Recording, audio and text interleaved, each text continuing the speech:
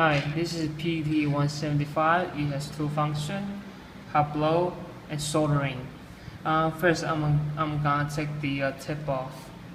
Let me show you how to use the hot blow first.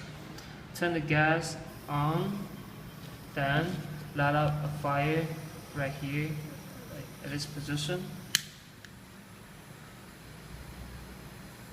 Like this. Then you can see the burning room is turned red. This means it is ready to use for hot blow. And to turn it off, just press the bottom back like this. Okay.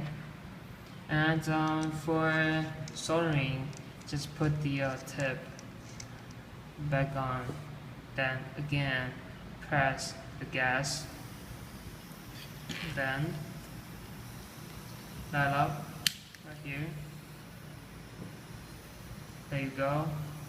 It is ready to use. And to turn it off, simply just press this button to the left. Then it is off. Okay.